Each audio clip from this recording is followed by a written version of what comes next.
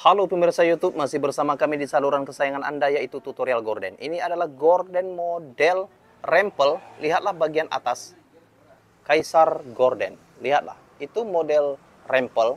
Bagian atas di poni layar, saya akan zoom bagian ini. Oke, model rempel. Kemudian perhatikan saja.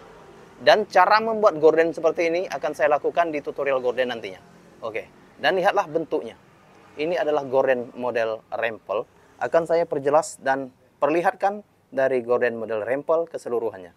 Ini adalah untuk dua kaca atau lebarnya 140 cm. Ada lipatannya, ada 1, 2, 3, 4, 5, 6, 7, 8. 8 lipatan kanan dan 8 lipatan kiri. Oke, kemudian itu adalah bentuk keseluruhannya. Saya akan memperjelas dari bagian kejauhan. Oke. Kemudian di sampingnya ada batik seperti ini ya.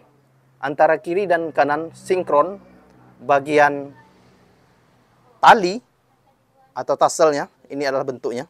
Oke, terima kasih ya. Jangan lupa untuk klik tombol subscribe and like video kami. Salam tutorial gorden. Salam tutorial gorden. I love you. Kaisar Gorden.